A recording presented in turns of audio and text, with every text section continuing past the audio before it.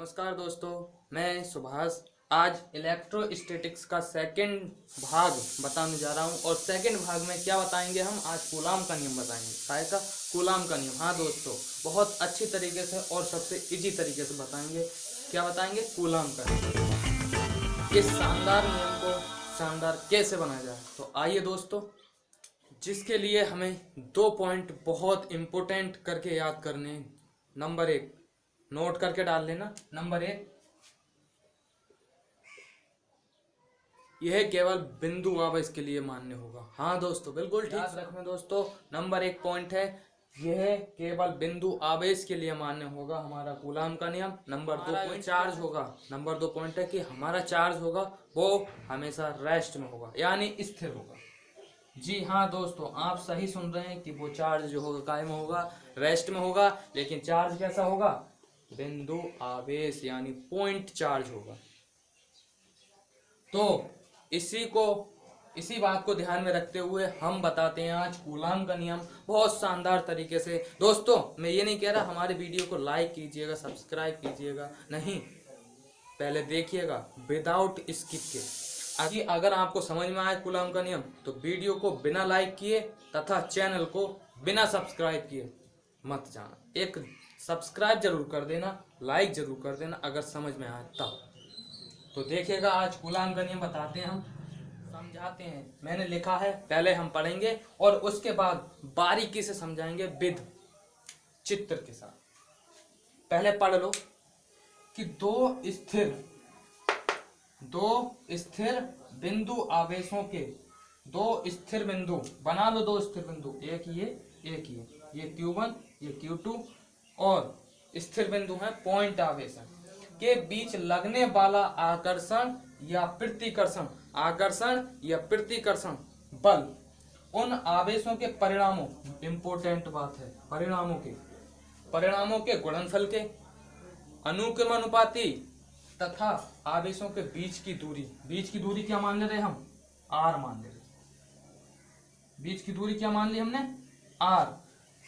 दूरी के वर्ग के व्युत्क्रमानुपाती होता है। हाँ दोस्तों, सही समझ रहे हैं, सही सुन रहे हैं कि दो स्थिर बिंदु आवेशों के बीच लगने वाला आकर्षण या प्रतिकर्षण बल उन आवेशों के परिणामों के गुणनफल के अनुक्रमानुपाती तथा आवेशों के बीच की दूरी के वर्ग के व्युत्क्रमानुपाती होता है। हाँ दोस्तों, दो स्थिर बिंदु आवेश Q1 और Q2, उनके बीच की दूरी क्या मान ली?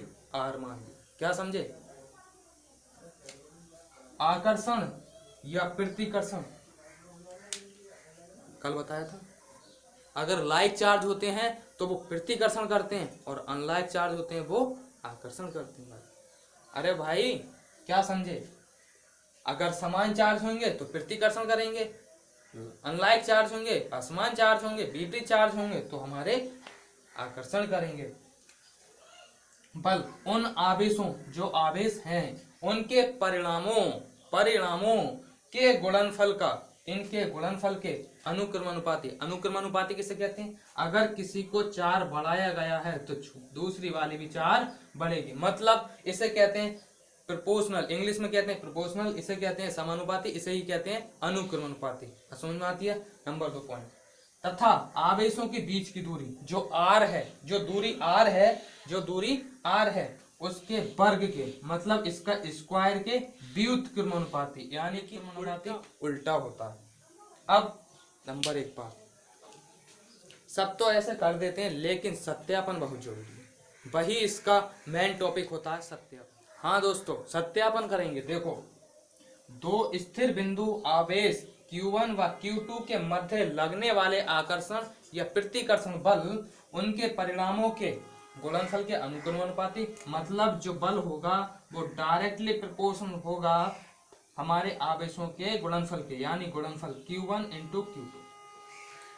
समीकरण नंबर 1 मान लेते हैं इसे। नहीं आई समझ में? भाई मैंने कह दिया, अगर समझ में आए तो लाइक करना, वरना तो उसमें एक डिसलाइक का भी बटन होता है तो वो कर देना अगर समझ में नहीं आए तब। लेकिन समझ में आए तो लाइक बिना करे मत जाना। और गुणनफल के अनुक्रमानुपाती तथा बीच की दूरी r मानी r है, इसके वर्ग के व्युत्क्रमानुपाती होता है। मतलब इसका जो f इनवर्स प्रोपोर्शनल होता है 1/r²। इसे समीकरण 2 मानते हैं।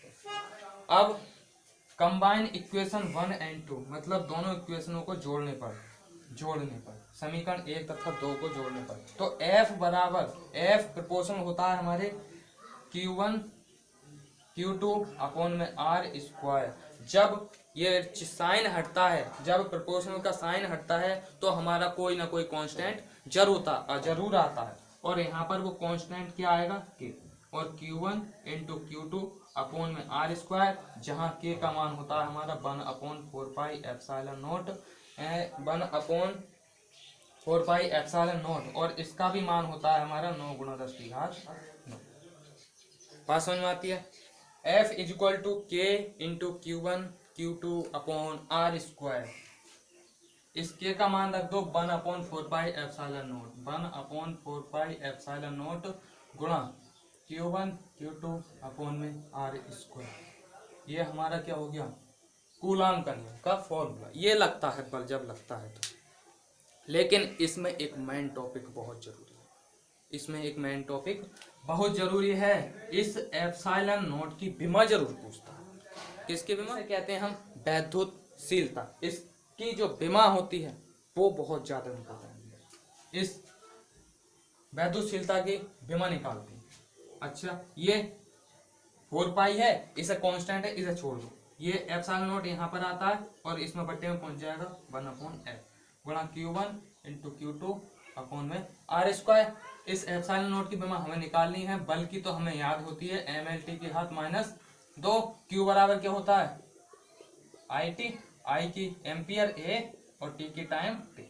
AT यानी कि ये भी आवेश है और ये भी आवेश है, AT इंटू AT, और बटे में L², क्योंकि लंबाई है, कर दो L²।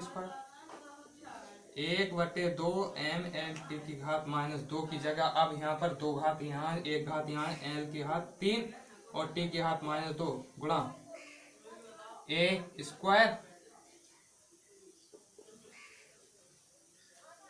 कर दो। A का 1 A², T1 T²।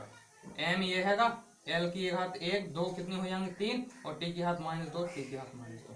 अब सही करके लिख दो, m का स्क्वायर, m की घात -1, यानी कि m की घात 1 है, ऊपर जाके -1 हो जाएगी। L की घात 3 है प्लस की, ऊपर जाके -3 हो जाएगी। यहाँ पर -2 है, T की घात ऑलरेडी 2 है प्लस की, ऊपर जाके ये भी प्लस की हो जाएगी, तो जुड़ जाएंगी 4 हो जाएगी। 1 की घात 2। ये हमारी क्या है, एप्सिलॉन नोट की विमा है। इसे कहते हैं हम वैद्युतशीलता।